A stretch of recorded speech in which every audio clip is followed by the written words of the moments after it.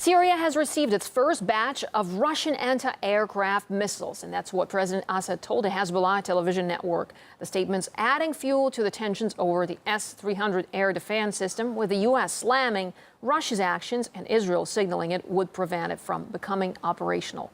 RT's Paulus Lear is following international escalation over Syria. Moscow says that it will continue to supply air defense missiles, calling it a balance that is designed to deter foreign intervention inside Syria. The Russian Foreign Ministry says that it will restrain, this is to quote the ministry, some hotheads from escalating the conflict to the international scale. But the United States, as expected, has condemned the sale, while here in Israel, the Israelis are saying that they will act to prevent the S-300 missiles from becoming operational on Syrian soil. The Israeli Defense Minister Moshe Ayalon says that if the missiles reach Syria, and to quote him, Israel will know what to do. At the same time, controversy continues over the lifting of the EU embargo for lethal aid for the rebels inside Syria. Now, as we know, 25 countries voted against it. Only the UK and France pushed for it, with the German Chancellor Angela Merkel saying that her country will never send arms to the militants in Syria despite this lift. Now, in this interview with Hezbollah TV, the Syrian President Bashar Assad says that there are around 100,000 foreign mercenaries who are fighting on the side of the rebels inside Syria.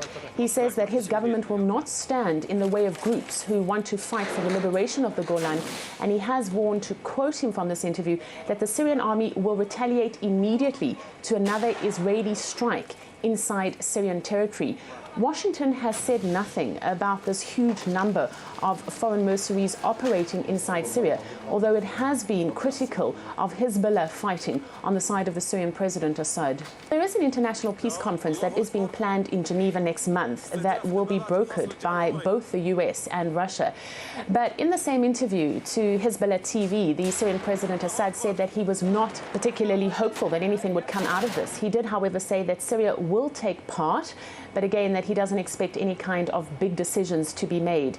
The opposition, meanwhile, remains divided. This video has emerged from the recent Syrian National Coalition meeting, and it shows the frustration of envoys of both Western and Arab nations when the SNC fails to broaden the coalition by making more seats available. The French ambassador chastised members of the opposition. He was angry over the coalition's failure to agree on introducing new members. You don't deserve the efforts that we made. One member replies, asking, will you cut the weapons? The French ambassador then says, did I say so? I didn't say that. What it does seem is that the collapse of the talks had a lot to do with the push and pull of various foreign powers jockeying for influence within the coalition.